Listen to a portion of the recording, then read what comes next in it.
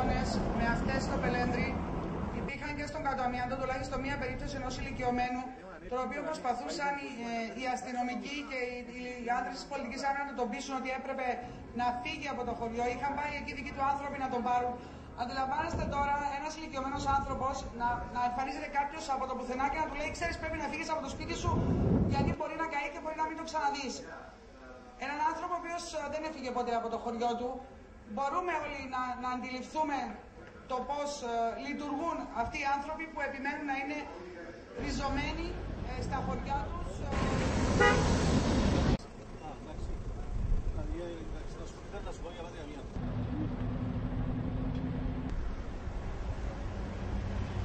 Έχει ανακοινωθεί ότι θα έρθουν στην Κύπρο απόψε 2 αεροσκάφη από την Ιταλία. Πού να πάμε, είμαστε μέσα όλα μαύροι και τώρα κάησανε πιάσει να με καταλαβάνει. Μάνα μου, ζαβάλια μου, μάνα μου. Είναι καταστροφή. Είναι σαν να γεννήκε πόλεμος στο 1974.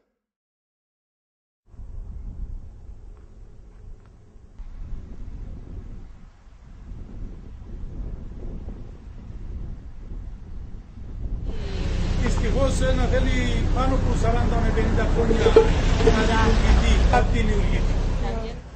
Είναι από το 60 που είναι δημοκρατία.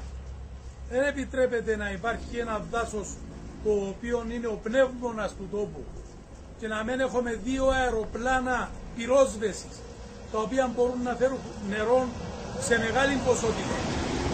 Τελευταία έφερα 2 ελικόπτερα που μεταφέρουν μια σύκλα νερό το καθένα. Επαραγγείλαν άλλα και όπως εμαθάμενε μαλλώσαν ποιος να πιάσει την προμήθεια και ακυρώσαν και την παραγγελία και ήρθαν με Κίνα. Και έχουμε 2 ελικόπτερα εδώ να στάλει και στην Ελλάδα για βοήθεια και μείναμε με 1. Θέμα λεφτών τα πάντα για τα λεφτά. Δυστυχώς. Εδώ τραχτού είναι ολόκληρο.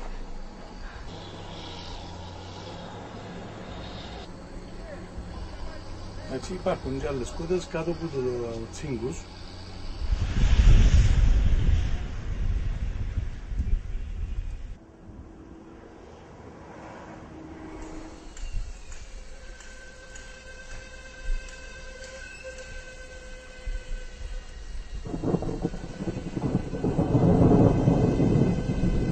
Αν είχε βροχή χτες, θα ήταν η κατάσταση.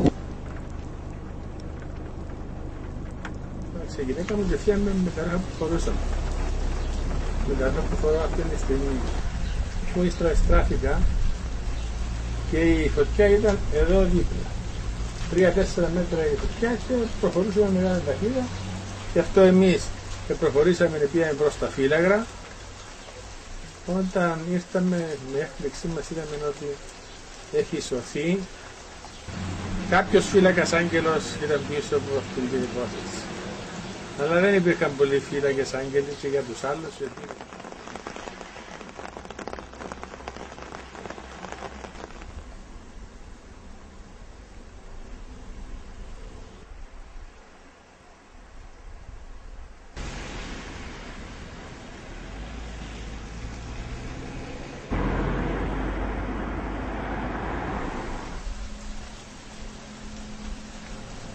Το περιβάλλον είναι...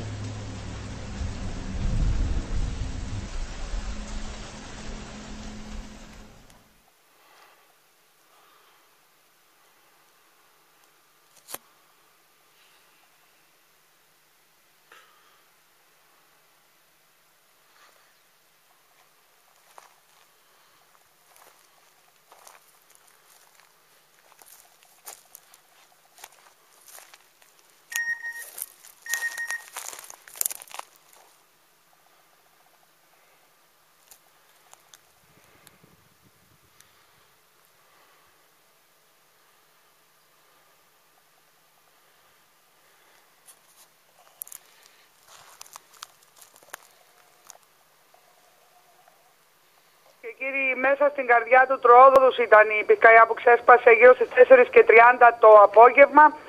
τοποθετείται δυτικά της κοινότητας των Πλατρών και βόρεια της κοινότητας του Φινιού. Πρόκειται για μια εξαιρετικά παρθένα και δασόδη, πολύ πυκνή δασική έκταση, Εμιλία. Ξέσπασε η φωτιά γύρω στις 4:30, έγινε αμέσως αντιληπτή από παρατηρητήριο του τμήματος δασών που βρίσκεται στην περιοχή και έτσι ήταν έγκαιρη και γρήγορη και η αντιμετώπιση της με τα εναέρια μέσα, τα 3 ελικόπτερα Καμόφ, το αεροπλανάκι του τμήματος δασών, πυροσβεστικά όχημα του τμήματος δασών, αλλά και της πυροσβεστικής υπηρεσίας που έσπεσαν στην περιοχή. Ήταν εξαιρετικά ευνοϊκές και οι καιρικές συνθήκες, δεν φυσούσε δηλαδή ιδιαίτερα. Ήταν μια πολύ επικίνδυνη πυρκαγιά, όπως είπε τόσο ο Διευθυντής του Τμήματος Δασών, ο κύριος Άρεστος Ιωάννου, όσο και ο βοηθός Διευθυντής Πυροσβεστικής Υπηρεσίας. Ευνοηθήκαμε από τον καιρό, είπαν και οι δύο, δεν φυσούσε και έτσι το έργο της κατάσβεσης. Τέθηκε γρήγορα υπό έλεγχο, λοιπόν. Σχετικά εύκολο. Θα παραμείνουν στην περιοχή δυνάμεις και απόψε και αύριο η μάχη για να ασφαλιστεί, αν θέλετε, η πυρκαγιά σε όλη την περίμετρό της θα συνεχιστούν.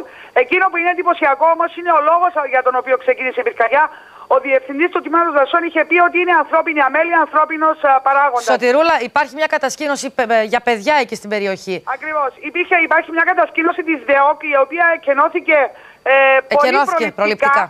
Ακριβώς. Πολύ προληπτικά, δεν υπήρχε κανένας απολύτως κίνδυνος για την κατασκήνωση, αλλά λόγω συμβάντων του παρελθόντος όλοι θεώρησαν σοφότερο και πιο φρόνιμο να εκενωθεί η κατασκήνωση, να επιστρέψουν τα παιδιά μια μέρα νωρίτερα στα σπίτια τους. Κινδύνευσαν κάποιες εξοχικές κατοικίες, όπως στην αρχή ηλεκτρισμού. Ευτυχώς ο κίνδυνος για κάποιες κατοικίες εξοχικές που βρίσκονται στην άκρη, αν θέλετε, της κοινότητας των Πλατρών προς τα δυτικά. Αποσοβήθηκε ο κίνδυνος, καταστράφηκαν όμως 6 εκτάρια από δάσος μέσα στην καρδιά του Τροόδους, στον δρόμο που οδηγεί από τις Πλάτρες στην Τροοδίτισσα. Θα επιμείνω όμως στο τι προκάλεσε την πυρκαγιά, Εμιλία. Ο Διευθυντής του Τμήματος Δασών είπε ότι πρόκειται για ανθρώπινη αμέλεια, δεν είναι φυσικό φαινόμενο, δεν συνέβη και οτιδήποτε άλλο παράξενο που οδήγησε στην εκδήλωση της πυρκαγιάς. Εκείνο που προκάλεσε την πυρκαγιά ήταν καντήλι.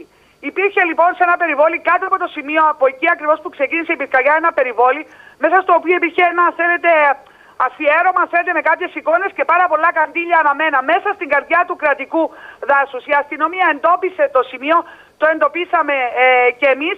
Από εκεί ξεκίνησε η πυρκαγιά που απείλησε όλο το δάσος του Τροόδους.